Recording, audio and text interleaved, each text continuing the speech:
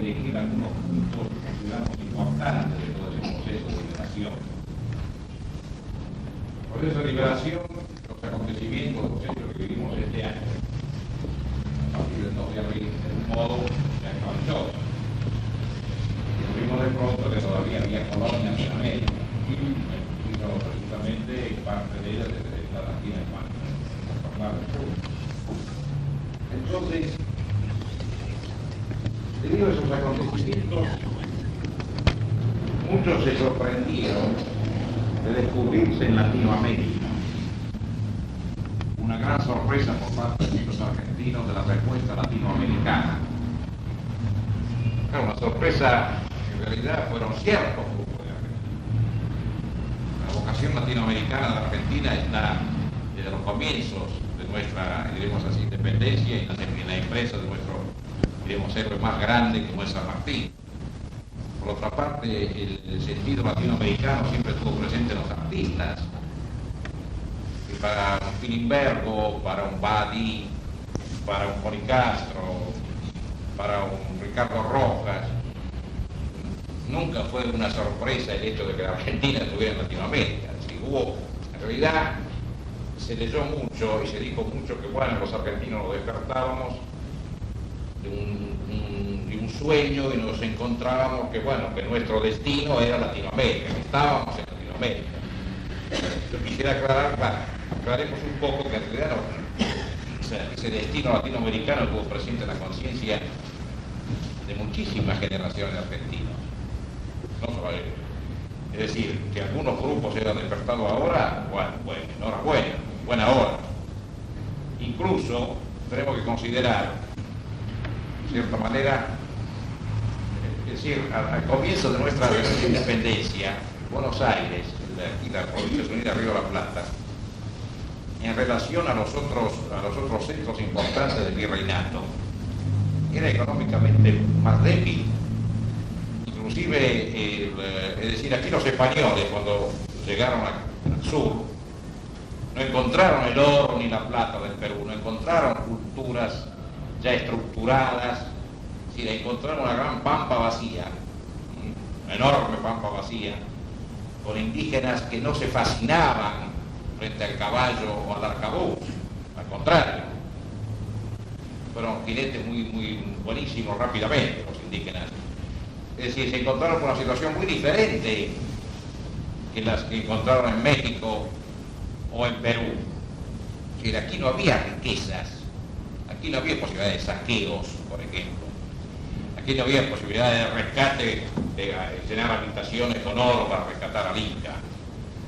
Aquí prácticamente era un desierto donde en realidad el proyecto tenía que ser de trabajo. Y donde todo lo que se hizo, de alguna manera, fue obra del trabajo, fue obra del espíritu de empresa de esta gente del sur. Es decir, nunca se, en cierta manera, inclusive la cultura virreinal estaba centrada en Perú y en Bolivia. Nuestros próceres estudiaron en Sucre, en Chuquisaca, en Charcas. Nosotros, en cierta manera, estábamos un poco en el borde, inclusive lo digo porque eso nos lleva también a considerar el esfuerzo que significó esa empresa extraordinaria que inició el 25 de mayo de 1810, el esfuerzo de querer, que arrancó de un lugar un poco marginal, no era Lima, no tenía el poder de Potosí, era un grupo de gente que en cierto modo estaba un poco fuera de los centros de esplendor que había en Latinoamérica. Inclusive esa voluntad de pertenecer a Latinoamérica, ya el primer aniversario del 25 de mayo, es decir, el 25 de mayo de 1811, es la Junta que en Buenos Aires quiere festejarlo en la ruina de Tiahuanaco, quiere hacer una conmemoración. Castillo organiza una celebración de este hecho que había sucedido en Buenos Aires, en la ruina de Tiahuanaco, en la Puerta del Sol, para marcar claramente una voluntad americanista, de integración americana. Inclusive la proclamación de la independencia, el texto de la proclamación de la independencia que es de Tucumán, se publica y se hace conocer en castellano, en aymara y en quechua.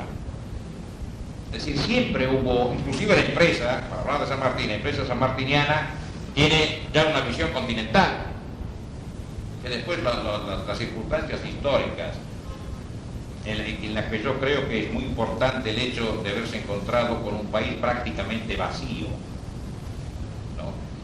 Hicieron modificar las estructuras, diremos así, de población, de producción, con respecto al resto de Latinoamérica, pero inicialmente siempre la voluntad de integrarse y de trabajar con América, con la América, como decía San Martín, siempre estuvo presente, desde el comienzo mismo.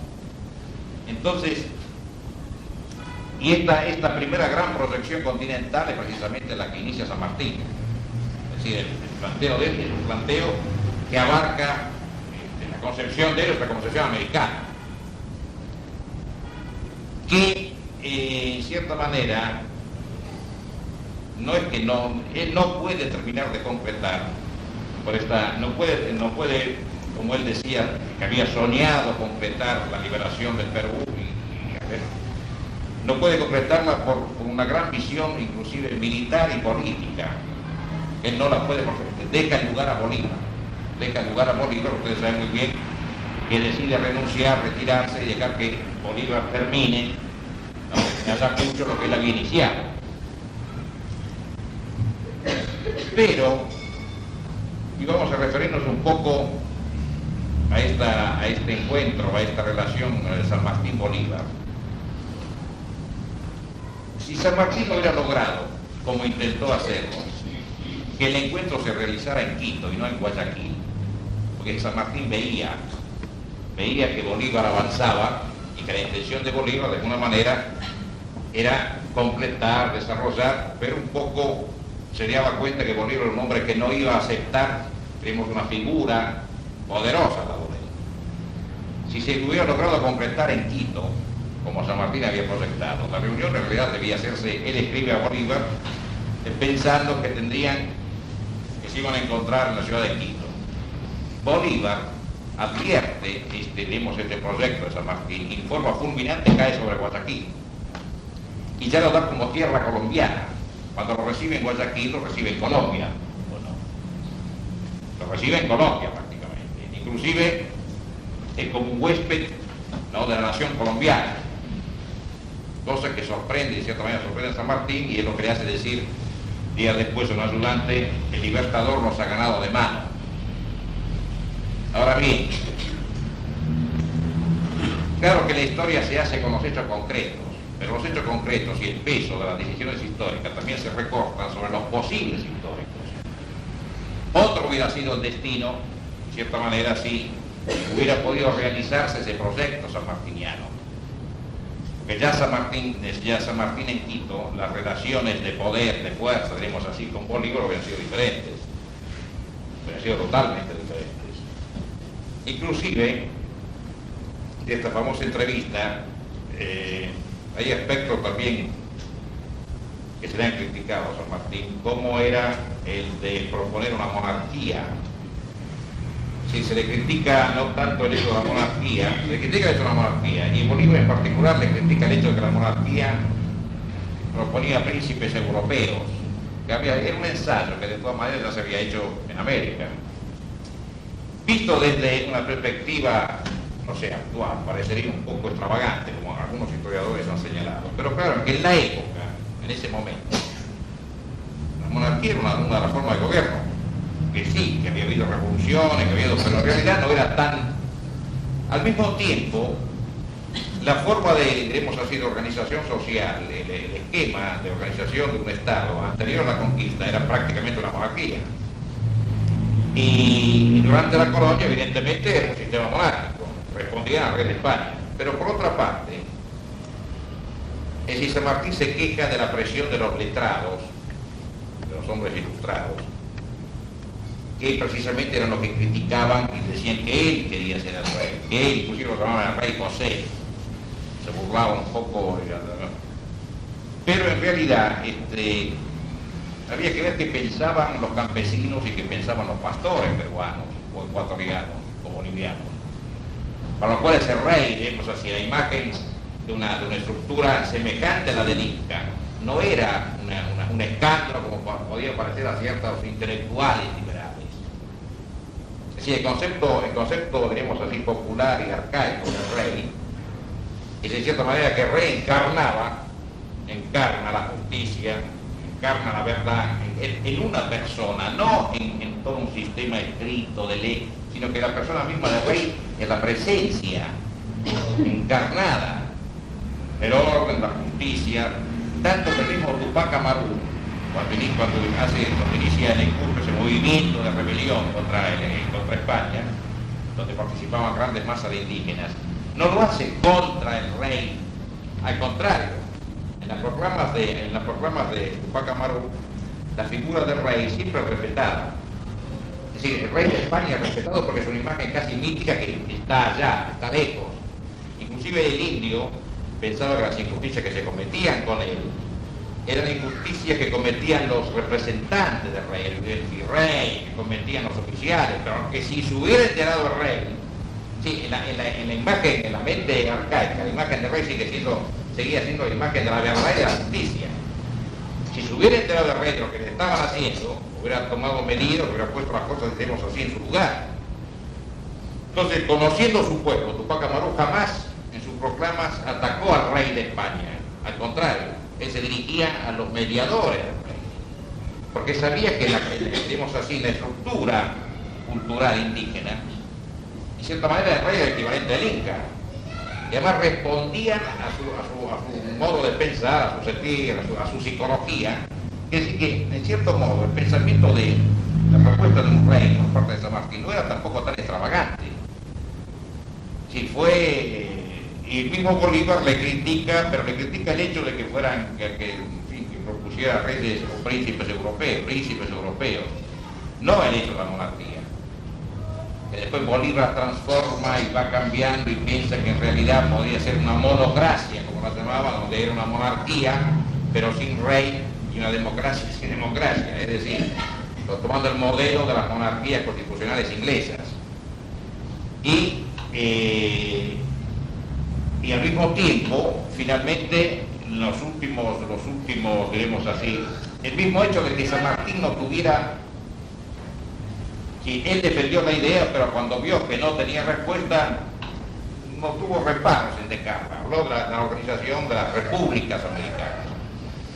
Entonces, porque San Martín al mismo tiempo advertía que este movimiento así militar de la lucha por la independencia, cuando iba a tomar forma política, se iba a transformar en una tremenda anarquía. Él ya advertía la presencia, inclusive dice, me retiro porque tendría que fusilar a algunos de mis oficiales, pero no tengo el valor para hacerlo. Él lo reconoce claramente, porque me acompañaron durante muchos años y ahora, pero por su indisciplina, entreveía ya la situación, digamos así, que se iba a presentar una vez destruida o una vez anulada, tenemos la autoridad española. Y él iba a tener la autoridad para organizar y hacer respetada como autoridad. Entonces se generaron, terminada, diremos así, la liberación, después de Ayacucho, el último batalla de la independencia americana, al poco tiempo ya los mismos, diremos así, países que había liberado Bolívar se transforman en un hervidero de luchas anárquicas e intestinas. Inclusive bastaría como ejemplo en Venezuela, a fines del siglo pasado, el dictador Gómez, o en Bolivia Margarejo. Es decir, no hay tal, son repúblicas que en realidad no funcionaban en forma democrática.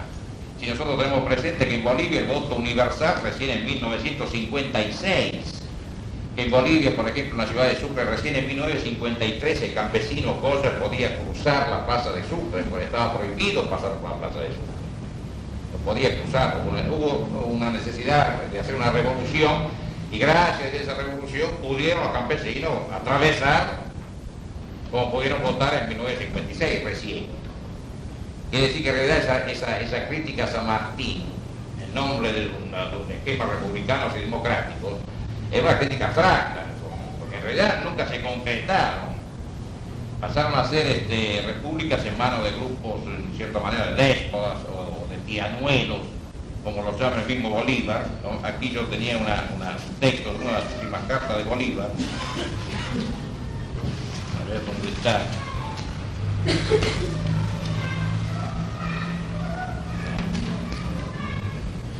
Acá, precisamente, una carta que escribe, una de las últimas cartas, tal vez sea la última, que escribe Bolívar un mes antes de morir, donde escribe a Flores, desde Barranquilla, y le comento: usted sabe que yo he mandado 20 años y de ellos no he sacado más que pocos resultados ciertos. Primero, América es ingobernable para nosotros. América es ingobernable para nosotros. Segundo, el que sirve una revolución ara en el mar. Ese es el Bolívar, extraordinario luchador, extraordinario, evidentemente en un estado digamos así, de depresión y de... Tercero, la única cosa que se puede hacer en América es emigrar. Cuarto, este país caerá en manos de la multitud desenfrenada para después pasar a tiranuelos casi imperceptibles de todos colores y razas. Quinto, seremos devorados por todos los crímenes y extinguidos por nuestra ferocidad, y los europeos ni se dignarán conquistarnos. Sexto, si fuera posible que una parte del mundo volviera al caos primitivo, este sería el último periodo de la América. Ese es uno de los últimos textos de Bolívar, que ya totalmente desencantado, ¿no? Poco tiempo antes de morir, donde él mismo había en cierto modo comprobado lo que San Martín ya intuía en el Perú, antes del Perú. Sí, tanto es así que cuando él está en Maipú y lo presionan para que siga, que el camino está abierto al Perú, él no se mueve hasta que no tiene la certeza de que los peruanos coinciden con sus, diremos así, con eso que dice: yo quiero saber, nunca voy a someter un pueblo por la fuerza, quiero saber primero qué piensan, si están de acuerdo conmigo, que si les respeta el pensamiento civil.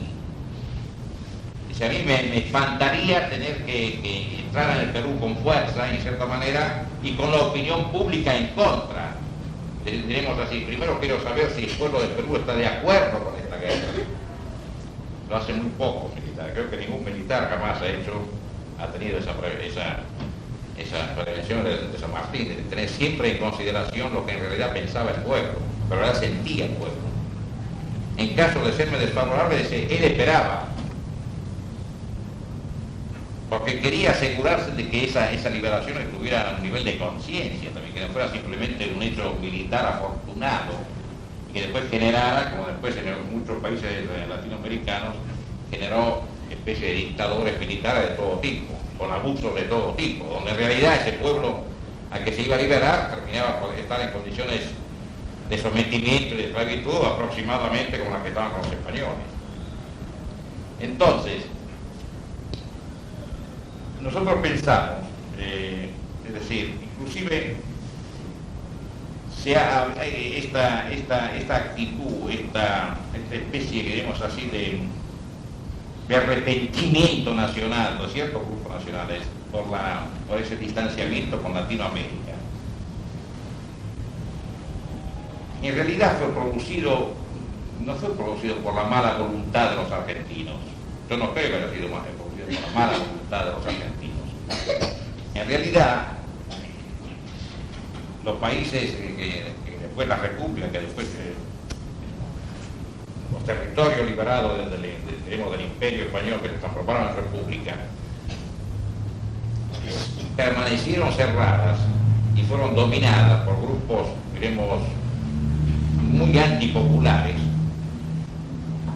Y ese crecimiento, en cierto modo, de la Argentina fue un crecimiento que se debió al espíritu de los argentinos, no al hecho de haber abandonado Latinoamérica como una especie de haberle dado la espalda, como una especie de altanería, como actualmente también frecuentemente se dice: los argentinos son altaneros y miran por sobre el hombro a Latinoamérica como si fueran inferiores.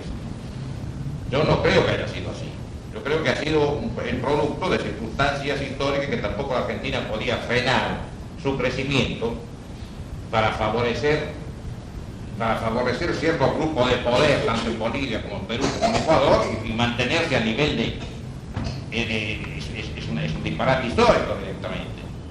Incluso esa diferenciación, diremos así, de población, también da origen a la situación especial de la Argentina, que no encontró poblaciones, diremos así, numerosas. Esa gran pampa que no producía, que se transformó en una especie de granero del mundo, había que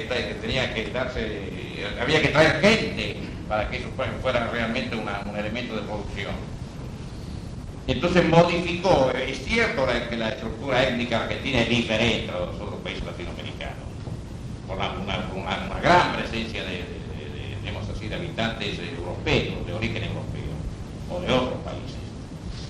Pero no creo que eso se le pueda reprochar, como actualmente en esta euforia de reencuentro latinoamericano se puede en cierta manera leer y escuchar con frecuencia. Si nosotros estamos continuamente mirando Europa, que nuestros pecados originales haber dado la espalda a Latinoamérica. La espalda a Latinoamérica le han dado algunos grupos o algunos momentos de nuestra historia, de cierto modo. Pero yo tampoco puedo reprocharme aquí es decir, pueda frenar el desarrollo de un determinado país y de su originalidad para favorecer, no sé, para favorecer el gobierno de Macarejo.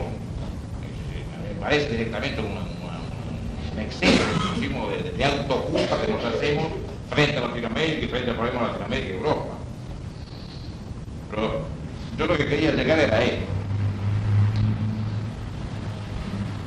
Es decir, de todas maneras nosotros tendríamos que fijar cuál sería, que nuestro destino histórico evidentemente está en Latinoamérica, pero cuál sería, diremos, cuál sería la función, cómo incorporar, cómo integrarse culturalmente a ese continente latinoamericano. Porque estamos de acuerdo, pero en los medios para integrarse es suficiente que yo toque la quena para sentirme latinoamericano. Es suficiente que yo lea a César Vallejo para sentirme que soy latinoamericano. Es decir, ¿de qué manera puedo realmente lograr una participación en el horizonte cultural de Latinoamérica? Que por otra parte, hace solamente más de unos 20 años, había muchísimos latinoamericanos que estudiaban acá en la Escuela de Bellas Artes de la Escuela Superior La Cárcova, venían de Perú, venían de Bolivia, venían de Panamá. Sí, venían a Tucumán, había infinidad de estudiantes de arquitectura que venían de toda América. Sí, una comunicación, de relación siempre estuvo presente. Pero ¿de qué manera nosotros podíamos de qué manera podemos plantear este proceso de integración desde el punto de vista cultural, y ya que estamos en plática, desde el punto de vista de la actividad plástica, artística, con Latinoamérica? Porque no hago nada yo con decir que nosotros no hacemos, sí, bueno, evidentemente nuestro destino histórico está en Latinoamérica, pero ¿y cuál es esa? Porque nosotros no tenemos un pasado indígena. No tenemos como la ruina de Saxo o Guamán como tienen los peruanos. No tenemos un pasado como el de México, como tenían los muralistas mexicanos, por ejemplo. Nosotros tenemos nuestro pasado en cuanto así a una raíz original americana. Sería interesante que ustedes sugirieran a ver qué piensan de ese problema.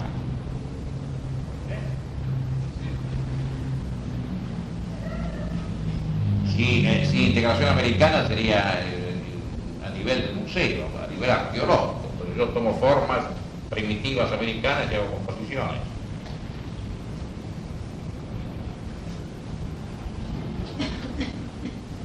Yo pienso que siempre primero hay que tener una organización interna, que si no existe una organización interna de cada país, no se puede dar esa integración con otros países.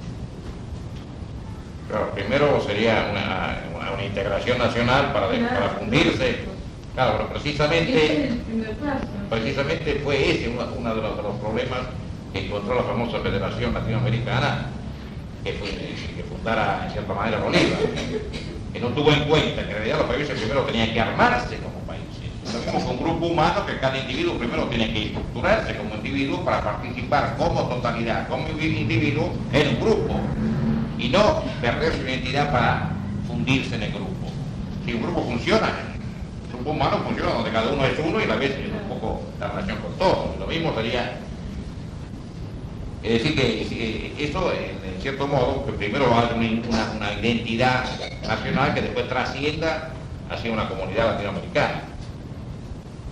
Porque de pronto hay, como tenemos la costumbre de ir a los extremos, de pronto entonces ahora, en cierto momento, nada de Latinoamérica y todo Europa, Francia, de pronto nada de Francia, de un lado y de todo Latinoamérica, entonces vamos así. Y cómo integrarse culturalmente. Porque claro, las raíces, por ejemplo, de Chile Barrientos, que es un pintor boliviano, o Fuentes Lira, que es un pintor peruano, o Rufino Tamara, las raíces las tienen o en el indígena o en el indígena y en el español, pero Argentina no es así. Es muy difícil encontrar una raíz así que tenga profundidad. Es decir, en realidad este problema de la integración con Latinoamérica es un problema cultural, es un problema de destino histórico, que de algún modo uno tiene que asumir y darle una respuesta a favor, en contra, pero uno tiene que asumirlo. Si la cultura plantea problemas que hacen parte del destino, que están en el destino de una historia. En cierto modo, trabajar en la cultura es tratar de darles una definición, de darles una forma, de darles un compromiso. No es solamente, no es una vaga idea, no, es un compromiso que donde uno es responsable en la historia. La cultura es una responsabilidad también, no es un mero juego de adorno y de diversión, es una responsabilidad. Ahora, frente a esta situación, ¿qué piensan los estudiantes? ¿Qué piensan los plásticos? ¿Qué piensan? Si es este problema que se ha presentado con mucha claridad, los ha realmente tocado. Es evidente que cuando estuvimos solos, quien nos apoyó fue Latinoamérica. Y otra vez volvió a surgir, precisamente por esa situación, la figura de San Martín, la figura de Bolívar, por supuesto.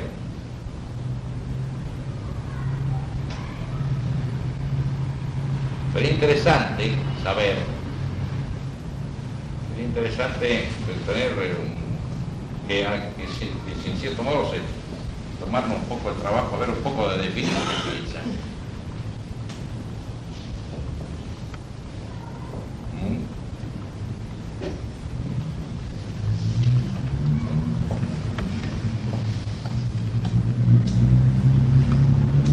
Yo no quiero hablar solo, yo creo que es una especie de diálogo. Lo que dijo Graciela, a mí me parece fabuloso, porque un país si vamos a extender lazos culturales y todas esas cosas, bueno, un país tiene que tener, nuestro país, una identidad, algo propio, establecerse, estar organizado en nuestro país. No está organizado. Porque siempre es a los extremos, o viene Europa o viene Latinoamérica, y ahora estamos todos con Latinoamérica, y dejamos como si Europa y todo esto hubieran sido los chicos malos y no pueden entrar más al país, las radios no se escucha música que no sea latinoamericana o argentina. También ahora estamos en el otro extremo. Tenemos que estar a la mitad, conocernos, respetar nuestras cosas, hacer respetar lo de Latinoamérica, sobre todo conocernos. Pero la base de todo es la organización interna nuestra, el país sólido, la república fuerte, que no existe. Claro, fíjese que cuando San Martín estaba combatiendo, tampoco había esa organización. En cierto modo había una reunión pero muy relativa, había lucha de todo tipo, confusiones de todo tipo, uno lo ve ahora desde afuera.